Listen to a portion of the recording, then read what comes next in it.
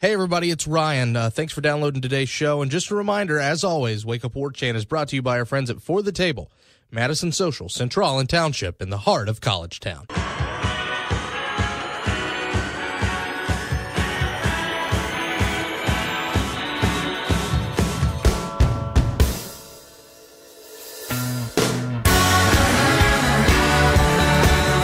That's right, ladies and gentlemen, from Tallahassee to Thomasville and from coast to Atlantic coast, it's time to Wake Up War Chant here on 97.9 ESPN Radio, and it's a very happy Tuesday morning, January the 23rd, to you and yours. You're currently listening to the voice of Ryan Kelly. I'm the director of digital media at warchant.com, and it's a good one today for you. Corey Clark is going to join us for most of the hour. We're going to talk about a piece that he's got coming down the pipe in War Chant today. I'm not going to tell you what it is just yet. And if you're listening to the podcast and it's past probably, 9, 10 o'clock, please read it before you listen to us today. But please get a guide in, because as soon as he told me what it was, I thought, wow, that is a slam bang idea for an article. I'll give you a hint. It has something to do with Florida State's offense and what it was, what it can be, and one of the most highly scrutinized parts of Jimbo Fisher's offense over the last couple of years, a position more than anything else. And I'm not talking about, I'll just let you find out. But anyway, thanks so much for waking up with us here, 6 a.m. on 97.9 ESPN Radio, or streaming, or over your mobile device, or via our podcast, which, by the way, you should rate and subscribe if you like the show. It's always appreciated. However, whenever, thank you very much. Of course, you want to talk back to us, radio@warchant.com is your email address, @WakeUpWarChant is your Twitter account. Thank you guys so much for the kind words over the last 24 hours. It's meant a lot to me. It's always good to know that this show's appreciated and that you guys love it. And I hope you'll continue to love it. This has been such an incredible ride for me, and it's going to be an incredible ride for whoever takes this chair next. But this show's not about me. It's obviously about Florida State sports. I already told you we're going to talk some FSU football, and then afterwards we're going to talk about FSU basketball and just how important this next stretch and really this week more than anything is to Leonard Hamilton and this basketball team. Georgia Tech, Miami, Louisville, Wake Forest. Those are the games that are on the horizon for the Florida State Seminoles. And, well, really, what do you need to do in these next 4 games before you have a tilt against the number 2 ranked Virginia Cavaliers? By the way, I did flip Wake and Louisville the wrong way. It's Georgia Tech, Miami, then it's Wake Forest, and then it's Louisville. I'm going to ask him all about that. What does Florida State need to do over these next 4 games to get you confident that they're back on the track to making the tournament? We're going to talk all about both of those issues. We're going to dive deep into those. Before we go, I have a little tech thing to tell you. You're going to notice, especially if you're listening via headphones, stereo headphones, in the third segment, when we're talking a little bit about basketball, there's going to be about a 10-second clip where Corey's stereo goes out, to where you're just hearing him from one side. I promise it's only 10 seconds. Nothing's wrong with your radio. Nothing's wrong with your headphones. It was just a strange technical glitch that we didn't catch, and that's why it's going to end up like that. So football and basketball on a Tuesday. Listen, it's not often you get this good of content in the middle of January. When college basketball, when you've got a nice 4-day break between those teams, your recruiting weekend's already done, and we've already chatted about that. But there's plenty to talk about today, and I'm very excited that you get to be with us, and I'm excited our own Corey Clark was able to join us for most of this hour. We're going to take a break, and when we come back, it's Corey Clark talking football and basketball. So stick around. It's Wake Up War Chant here on 97.9 ESPN Radio. And as always, we're brought to you by your friends at For the Table.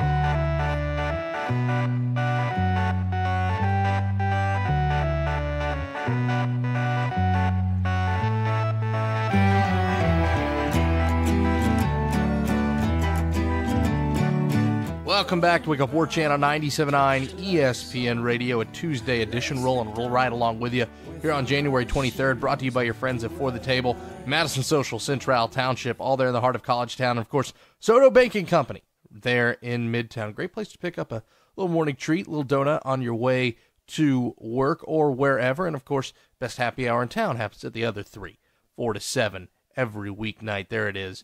3 different experiences, one great deal there in the shadow of Doak Campbell Stadium. Time to welcome in the head writer of WarChant.com, Mr. Corey Clark. Corey, I'm very interested in what you have to say today, so let's get up to it. Maybe not at the time this is airing, but early this morning, there's going to be an article out on WarChant.com that just you telling me about it, I'm fascinated because it has been one of the pet peeves. It has been one of the things that people have been most annoyed at, most pissed at, most whatever you want to say at over the last, I'd say 4 years of Seminole football. And it's one of the most celebrated things about Willie Taggart's Gulf Coast offense, outside of course, its strong running game. If you haven't guessed it by now, the answer is wide receiver. So go ahead, just set this up for me. Give people the basic premise of what you're doing today.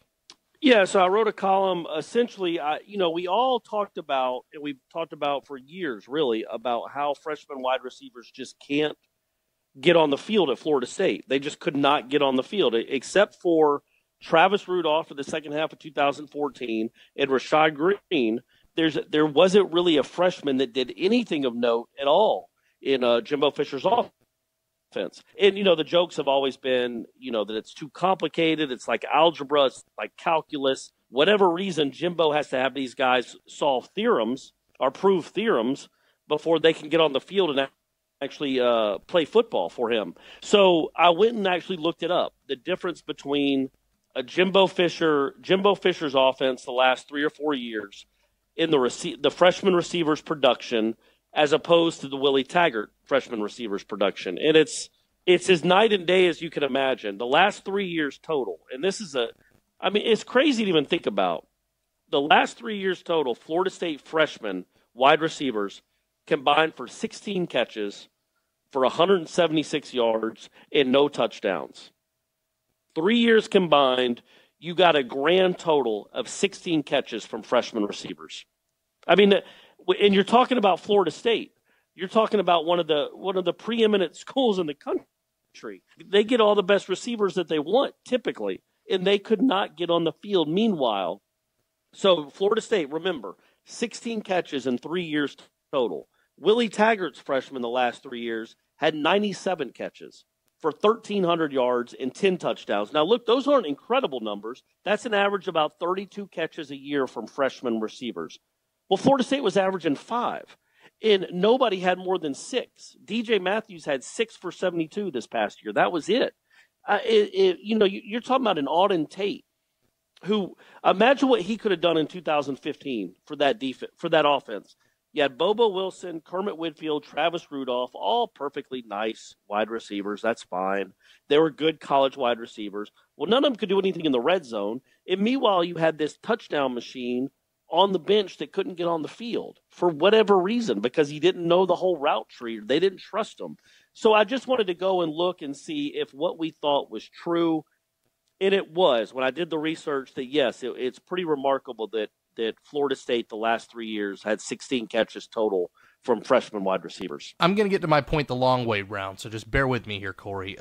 Imagine a world in which John Calipari recruits a team of 5 stars, one and dones, all the way, and he plays all his seniors. Now, his seniors are veteran guys. They know the offense. They know all the mechanics. They know everything that needs to be known about the way that the system is run. But those are the only guys he plays, and his, phenomenal blue-chip freshmen only get a couple minutes, and at the end of the year, they declare for the draft. You'd say he's crazy, right? Well, yes, of course, yeah. Yeah, of course. I mean, I know the question's somewhat rhetorical, but it stands. He'd be absolutely crazy.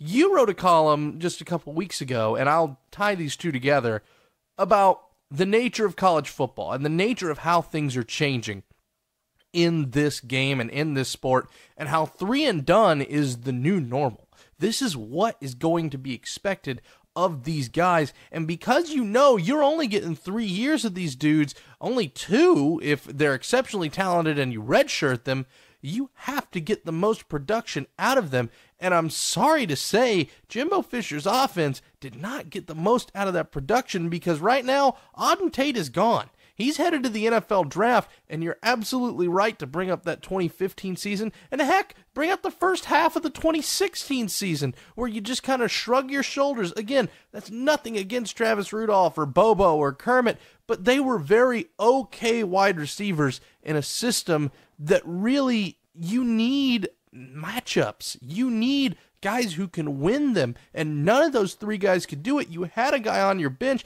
I don't care if they don't know the system as much as the seniors. When you have the blue chippers, you play the blue chippers. At the end of the day, you got to ask big-time players to make big-time plays in big-time games. It's that simple.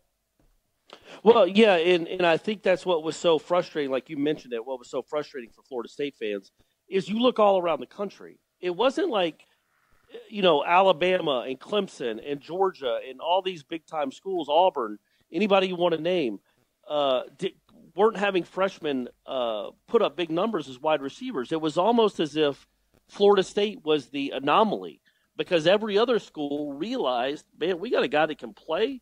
He might not know everything, but we can have a special package for him where he knows 10 or 12 plays, and we can get him on the field. And it just seemed like Jimbo, for whatever reason, maybe they didn't learn the plays well enough, or they didn't earn his trust. You had Auden Tate not make a catch his freshman year. You had Keith Gavin not make a catch his freshman year. And both those guys, there's a chance if Gavin has 40 catches this next year, which is a distinct possibility. He hasn't proven much yet, but he's certainly a big dude that can play. If he has a nice season, he might go pro next year. So you get essentially 1.5 years out of Keith Gavin because you didn't use him at all in 2016. And it kind of defies belief when you look around the country. And again, I'll just point out that, Florida State, for 3 years, the last 3 years, their freshmen combined for 16 catches total. And I'm not talking about slappies that can't play. You're talking about Nyquan Murray, Auden Tate, Keith Gavin, George Campbell, DJ Matthews, who we all believe can really play. He couldn't get on the field.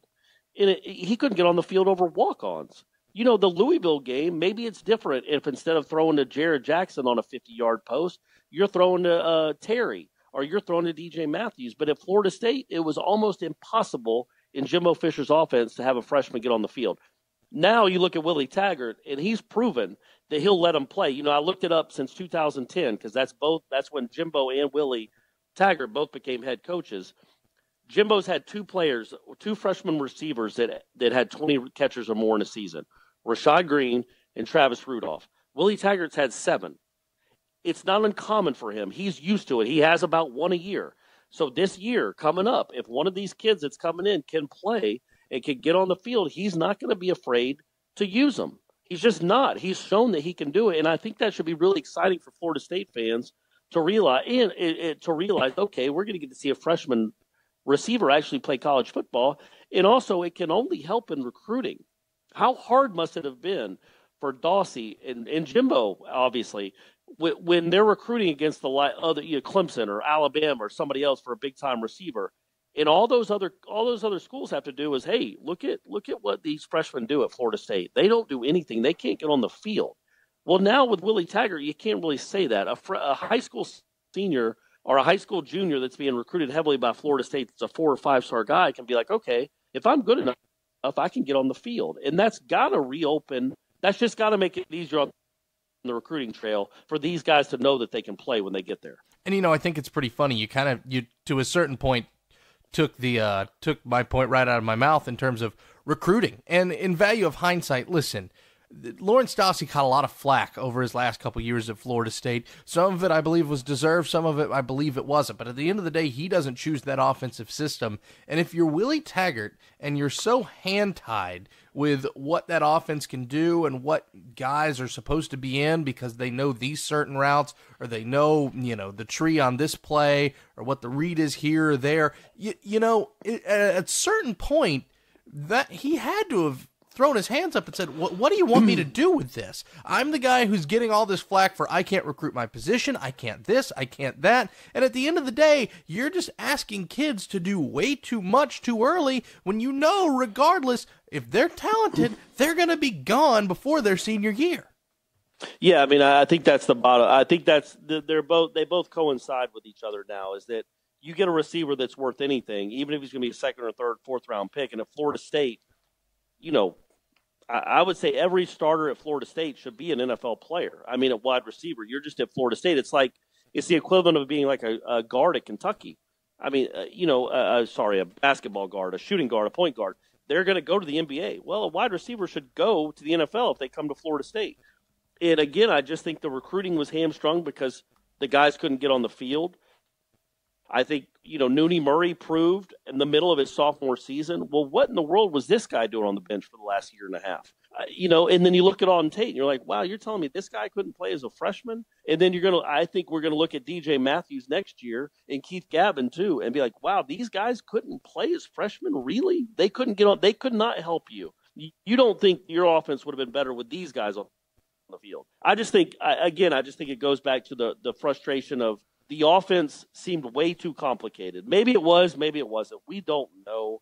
But, man, it just seemed like it was way too complicated, and he couldn't trust anyone that hadn't been in the system for seemingly at least 24 months to run it. Again, he's had – since 2010, he probably recruited 25 receivers, 26 receivers. 2 had freshman seasons worth remembering at all. That's just a crazy low percentage at a place like Florida State, especially, again, as I pointed out in my column, when you look at the game-winning touchdown pass in the national championship game, man, that was a freshman. Florida State wouldn't have even had a freshman on the field in that instance. Nick Saban's running them out there for the biggest play of the season. And again, Willie Taggart plays them. And that, not just lamenting and harping on what Jimbo didn't do, because, again, as I say every time I bring this up, Jimbo did a lot of really great things at Florida State. We get it. Sure. He did. I shouldn't be dismissive there. He really did. But, one of the things he could not ever figure out a way to do is to get freshmen on the field. And Willie Taggart does that, especially at the receiver position. And, as I mentioned in the column too, it's lethal is what he calls it, and it's simple. And keep it simple. That's a good philosophy to have with receivers. Just tell them to run a go route, for heaven's sake, if you have to. It's just, again, I'll go back to it because it straight up boggles the mind that Florida State's freshmen averaged 5 catches a year over the last 3 years. That's impossible. It's just absurd. It's absurd to, at a place like Florida State, where you can get 0 production out of freshman wide receivers, and that's what they've gotten for the last 3 years, and really 4 out of the last 5 years if you take away Rudolph. We'll pivot to what Willie Taggart's offense can bring some of these younger guys in a second, but I think you touched on something that is really bottom line at the end of the day why things ended the way they ended just a couple months ago, and it's this idea. It's the idea that when you looked at that national championship, Nick Saban rolled the dice with a freshman quarterback, freshman wide receivers, freshman pieces of the pie. That's not something that Nick Saban would have done at LSU. That's not something early Alabama Nick Saban probably would have done either. But it's something that he understands that in today's college football he has to do. He's a guy who changed his offense, who threw further downfield instead of what they did under Jim McElwain, and even to an extent what they did under Jimbo Fisher at LSU. He brought in guys who were willing to take more shots. He brought in Lane Kiffin, for God's sake. So, with all that being said, Nick Saban, that quote-unquote process that everybody talks about so much, adapted and changed with the times. Jimbo Fisher's process never really seemed to change. It always kind of seemed to be the same. And here's the thing. You want consistency in a program. You want pillars that you build your program on. But at the end of the day, you have to change and swim with the tide. No pun intended there, of course. But you have to do that to succeed. And at the end of the day, when you don't, stuff like what happened last season happens. Yeah, and you can't count on you freshmen aren't ready. I mean that's just the way it is, and it's not even last season. I mean, last season again, he made some mistakes in quarterback recruiting that really hurt him when his starter went down. But 2015, they were 6-0, and they were number 3 in the country, and then they lost, 3 out of the last 6 games. And again, I just go back to, that Georgia Tech game where, they got into the red zone a couple times and couldn't score. Well, man, it might have helped to have Auden Tate, but you didn't trust him. You threw to Travis Rudolph, who turned a touchdown into an interception. And again, Travis Rudolph was a nice college player, but those guys, they don't make a lot of Auden Tates. Auden Tates aren't normal. And you had them on your team, and you didn't use them. In 2016, you had Gavin. He didn't touch the ball at all until the last minute of the last game of the season on a kickoff return. It just doesn't make sense. And again, what's the point of recruiting these big-time receivers? And Florida State got a few, but what's the point of recruiting these guys like a DJ Matthews if you're not willing to use them? And if they have to know everything that a junior or senior knows to get on the field, well, then then that's not fair to them, because how would they? Get them on the field, run something special for them. Just get them something. Just get them. DJ Matthews should have touched the ball 3 or 4 times a game, in my opinion. I just think and I think this year we're going to see when he's a sophomore. Wow, how did they just wasted a year? And that's what I said in the column too. Is that it's almost like they were redshirting themselves, like Florida State. Not even redshirting these guys, they were essentially redshirts. Jimbo would redshirt these guys by hamstringing them and not playing them. And again, let me reiterate, Jimbo Fisher did a lot of good things and won a lot of games. The biggest nitpick I think that people had with him, the biggest frustration of his offense, maybe number 1 was how slow it was. But number 2 is that freshmen just could not get on the field. It was almost like he could have a Randy Moss. And if he didn't know the whole route tree, if he couldn't tell you where he's supposed to be on every single play, he wasn't going to get off the field. And sometimes you just want your coach to dumb it down, especially at a place like Florida State, and say, you know what, I got better players than you. I'm just going to tell my guy to go make a play, and I'm going to throw it up to him because he's better than the guy trying to cover him. And that didn't happen a lot at Florida State the last few years. And it was only made more frustrating by the fact that it seemed like defensively, young freshmen and young players were getting on the field all the time. Absolutely. Absolutely. I think that more than anything is what kind of had to set people, is that here's this supposed defense that's so big and so bad, and you're getting Marvin Wilson and Kane Doe and all these guys significant snaps early, and that's just last year. I mean, of course, Jalen Ramsey and Nate Andrews, part of that 2013 team as true freshmen, plugged in and made a great impact day one. That had to do nothing but stoke the fire and the flame of frustration. But shifting forward to the future, I think we all agree the Gulf Coast offense is maybe a little bit more fit for young guys to get their roles. But Corey, I'm interested to get your thought.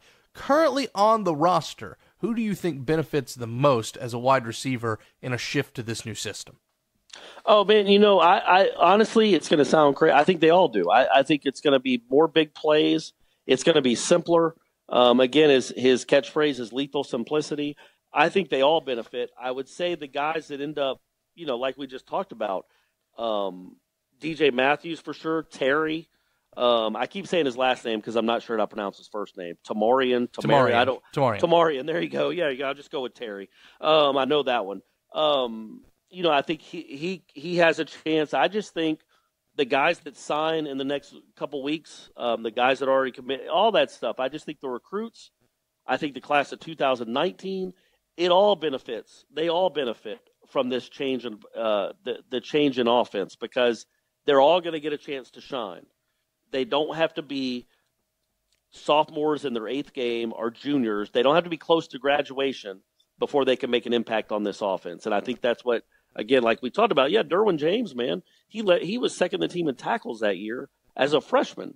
But you don't ever have that. It doesn't seem like you ever have that equivalent you didn't have that equivalent on the offensive side of the ball. For whatever reason, the receivers just could not get on the field like the DBs could. Like a great defensive back got on the field immediately, like Jalen Ramsey, but that just was not the case on offense. But I think to be honest with you, I think they all benefit. I think there's going to be a lot more opportunities for them because they're going to run more plays, and I think Willie Taggart isn't above playing freshman if he has to. It's like John Malkovich said in that Jaguars-Patriots promo on Sunday.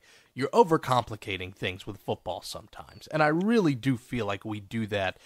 Schemes win and coaches win and strategy wins, but at the end of the day, the more talented players you give the ball to on offense, the more points you put up and the better chance you have to win. It's that simple. And I don't want to sound like John Madden here, But at the end of the day, that's what wins ball games. Talented players doing what they do best. Well, and I will say real quick, one thing, and I mentioned in the column too, the 2013 season obviously is an all-timer. Well, they had, a senior. One of the wideouts was a senior. The other one was a junior, and Rashad Green, who had a ton of experience. And the other one was a redshirt sophomore that had crazy athleticism. So you're talking about it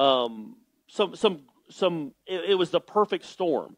And so his offense, when it has receivers that know exactly what they're doing, to go along with a freak out wide in Kelvin Benjamin, can be unguardable. It can be unstoppable.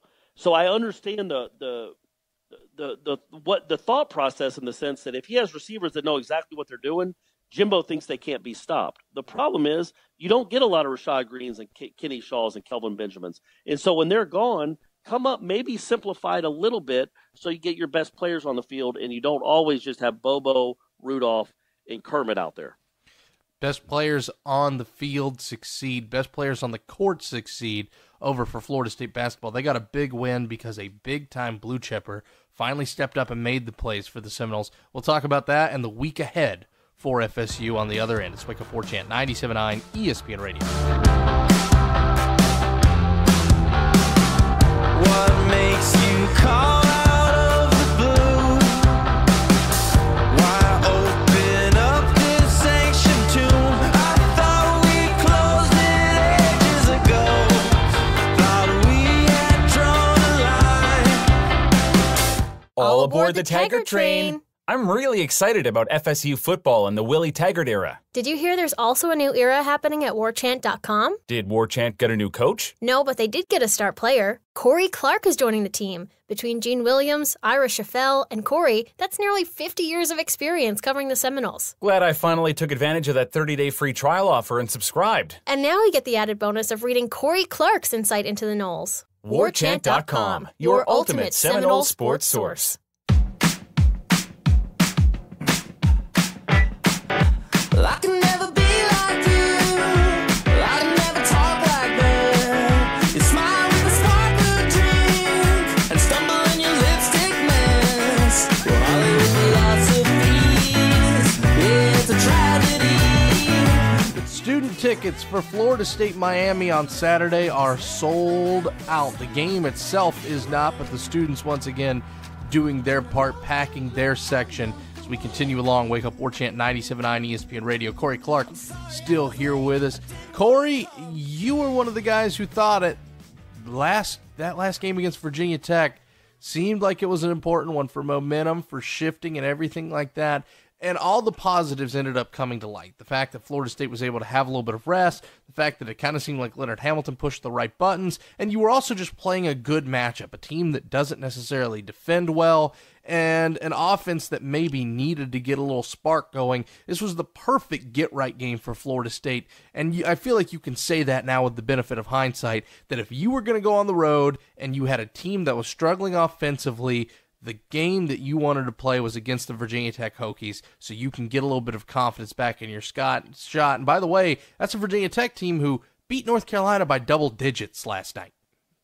Yeah, no, that was a really good win. Because Virginia Tech was pretty well rested too going into that game, and to go up there and win on the road, after not playing well on the road at Boston and not really playing all that well at Miami, was a good sign. And I think this team is a pretty good road team. I mean, they won at Florida, and that's turning into a really good win again because Florida's starting to win a lot.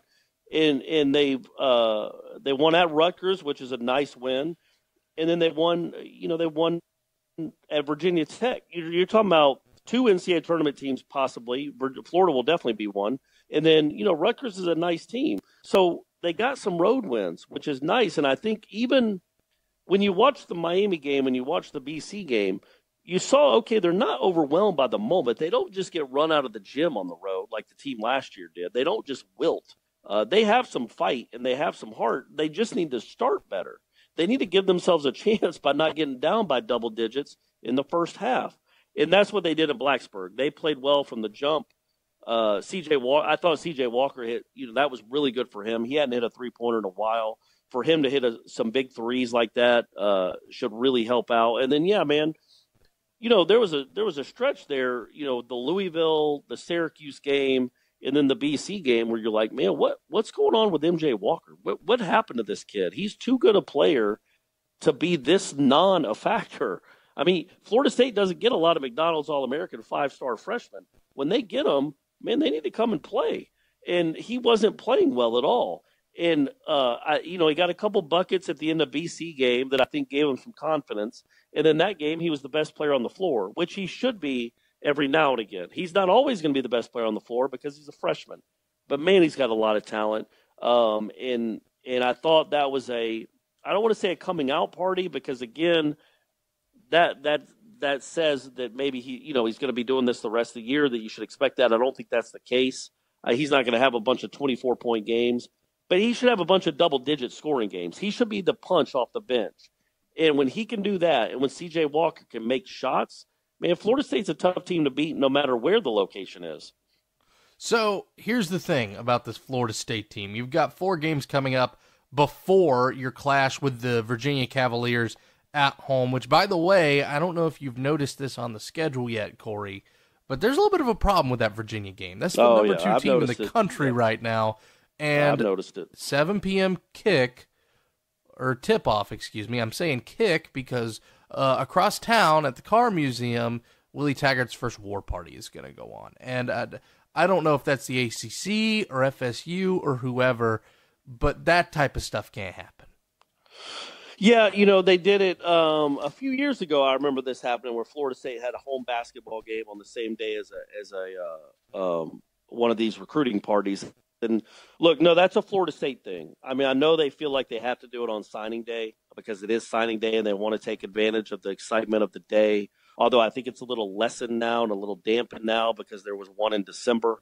So it's not as big a deal as it was. It's not the Christmas morning like it used to be because we already had a Christmas morning a couple months ago for these recruiting fans. But, yeah, I mean, you either start that thing at 5 or you do it on Thursday if you care at all about your basketball program. Because if you don't, which is fine, but then what are you expecting? You're playing the number 2 team in the country at home in a huge game. Yeah, so you got a massive game against the number 2 team in the country. Heck, at that time they might be number 1 in the country. And at the same time, across town, you've got a 2,000 ticket recruiting party. And look, it should be an exciting time for the recruiting party. It's Willie Taggart's first class. They'll probably close nice. They'll have a nice closing. He's going to introduce the coaches. It's a neat event. But you can't reschedule that for Thursday. I mean, I guess you just can't. And there's a lot of carryover. There's a lot of crossover between Florida State basketball and football fans. Well, now you're making them choose. Okay, do I want to go see our football team's brand new coach and all the new coaching staff and hear about the new recruits? Or do I want to go watch Leonard Hamilton's team play a huge game that could help them get into the NCAA tournament if they can pull off the upset win over, I don't even know if it'd be an upset. I assume they'll be underdogs by a few points, but they'll play one of the best teams in the country. When people wonder about Florida State basketball and where it sits on the landscape at this university, and when they complain about the job that Leonard Hamilton does and doesn't do, and there are complaints that are fair, that he hasn't accomplished enough, that 5 tournaments in 15 years isn't enough. I get all that. But what are you saying about your program when maybe the biggest home game of the year, you schedule a party for high school recruits at the exact same time so people can't go to both? You make them choose. I just think you would hope they'd switch it to either earlier in the day or they'd switch it to Thursday. That to me is the I mean, I know that's not signing day, but why make your fans choose? Let them go see both. That's a huge game. Let them go watch Florida State play Virginia in a game that could dictate whether they get to the tournament or not. I'm absolutely with you here. And one thing that I will say, the good news is students don't exactly attend the war party, but they have attended basketball games very, very well this year. They're definitely going to be there. And as you mentioned, it's a 2,000 ticket event versus a 12,000 seat arena. It's a weeknight game, so you're not going to get a lot of help from Jacksonville and Orlando and Tampa. You're not going to get out-of-town fans. But what I will say is this. If you're a fan listening to this right now and you're in Tallahassee and you like to go to basketball games, especially big ones, watch the War Party the next day. Put your earbuds in at work and listen to it while you're filing some report or something like that. If you don't have a ticket to that War Party and that game is going on and it's as important as you think it could be, you got a problem if you're not headed to the Tucker Center. Yeah, I mean, I just, look, it's what it is what Florida State is, and that's not a slight. Florida State is a football school. Florida State always recruits really well, and it is a big deal because it's Taggart's first class. Maybe they'll switch it up. Maybe they'll move it. Otherwise, you're competing. I will say this is a huge week for this team. You got 2 home games that are winnable, but nothing's guaranteed in this. Nothing's guaranteed in this conference, as we've talked about. Georgia Tech isn't a pushover, and that's on Wednesday. And then you got Miami on Saturday. Miami's never easy to beat because of the way they play defense. So Florida State will be favored in these 2 homes. You got to play well to win. And if Florida State plays well, they'll win both games. And now all of a sudden you're talking about a team that's 16-5, probably ranked, and all of a sudden you got some momentum again. And again, it doesn't get any easier because then you got to go to Louisville, you got to go out Wake, you got Virginia at home. I mean, there are no gimmies on this schedule. But now to win to Virginia Tech, man, that makes the team feel better. It gives them a little confidence. And then you can maybe, if you do what you're supposed to do at home, which is a big if, but if you can pull off a couple of W's at home, well, now all of a sudden you got a nice little winning streak going, and you're above 500 in league play, and you're really in the thick of the race for the NCAA tournament. You've got a nice thing here in that you're right. Georgia Tech is sneaky. They're crafty. I think Brian Pastor proved all he needed to prove about what a coach he was, turning that team around last year. But outside of McComish Pavilion, they just don't look the same. They don't pass the eye test that they normally do at home. If you can get this one, and you're at 500 in ACC play, and you're hosting Miami, who you've had success against in the Tucker Center over the last couple years. Hold on, let me re-say that. And you're hosting Miami, who outside of 2 years ago, you've been pretty strong against at the Tucker Center over this last little bit. You have a chance to do something that you already said, man, getting this momentum. These next 4 games before Virginia, I think, can really have a chance to make or break this season. Because after that, you're not going to get a couple easy. You're going to have a couple easy affairs. You're going to have a game against Pitt at home, which, you should beat them by 30. They're horrible. Boston College at home, you feel a lot better about than you do going up and playing Chestnut Hill on such a short period of time. And NC State in and of itself, it's a little tough. That's a tough road ahead. But these next 4, Georgia Tech, plus Miami, plus a road trip to Louisville, and a date with the Demon Deacons in Winston-Salem, not necessarily all in that order, but the fact that those are the ones you have to go against, this is a very doable stretch to go 3-1 in. I'm not saying they will, but if you do, I think you do wonders towards solidifying your space in this season and your space in the postseason. Yeah, I mean, it's a big stretch. And again, the thing about it is you just can't take wins for granted in this league. I know it's hard to win on the road. Florida State plays really well at home, but you can't take wins for granted. You have to go out there and take care of business. Miami will not be easy on Saturday, no matter how packed that arena is. And obviously, I don't think Georgia Tech will be easy. If you don't play well, you'll lose. And that's the case for everybody left on the schedule except Pitt at home. That's just the nature of the conference. So getting that win was big because I think if you lose that game to go to 2-5, man, you're feeling bad about things. But now you're 3-4, and you're legitimately looking at 4-4 after Wednesday if you play well, and then you can get a big rivalry win on Saturday, and then you're looking at 5-4 with some nice RPI wins, and you're not cruising towards the tournament, but you're well on your way. You still might have to win a couple more road games, a road game or 2 here or there, but you're well on your way to get into the NCAA tournament. You just got to pick off a team here or there, but you'll have laid the foundation for at least having a chance at the end of the season to play your way into the tournament if you're not already comfortably in. So that's what I think this week is really important. If you go 2-0 this week, I think you're getting in the NCAA tournament. I just do. I think you're going to feel good about yourself. You're going to win some games later on in the season that maybe we wouldn't expect. If you win these 2 games like you should, and you come out 16-5, 5-4 in the ACC after halfway through, man, you're looking good going the second half of the ACC season. I'm absolutely with you there. When you look at Florida State's resume right now, it's pretty solid. Outside of going 7-5 in their last 12, they have 2 wins over the RPI top 25, 3 over the top 50. Anybody sub 150, they're 9-0.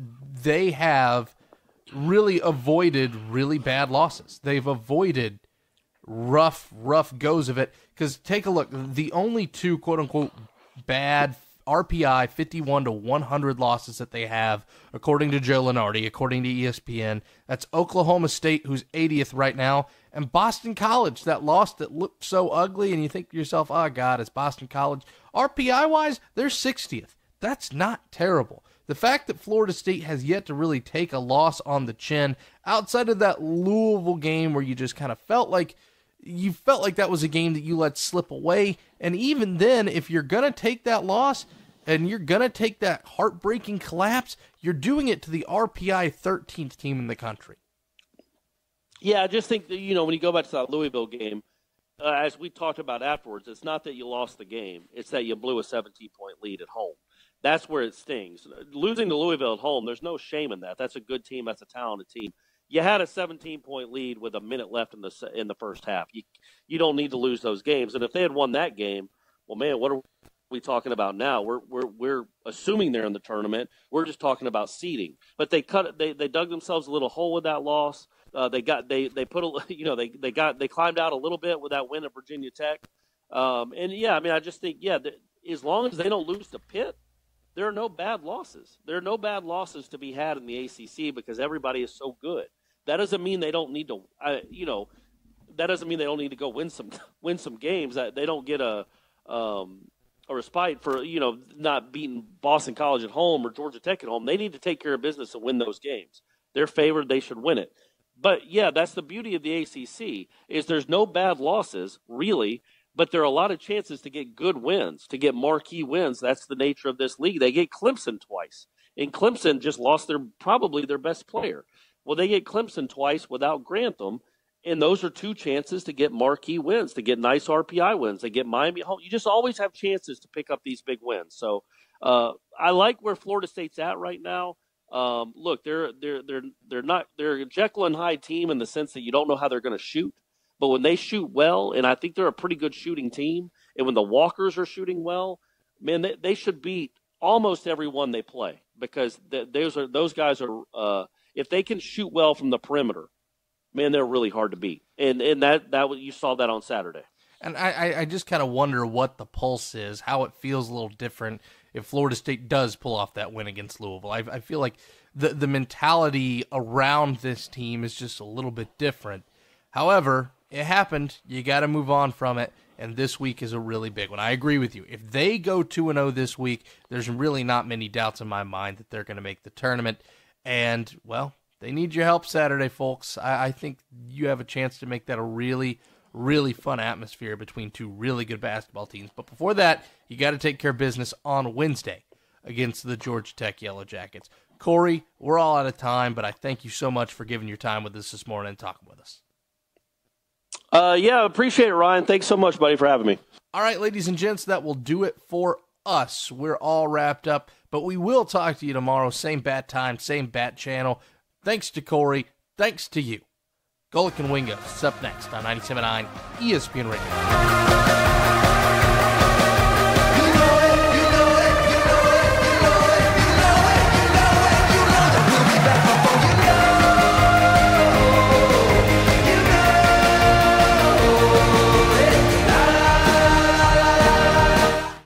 WarChant.com is the ultimate inside source for FSU football and recruiting.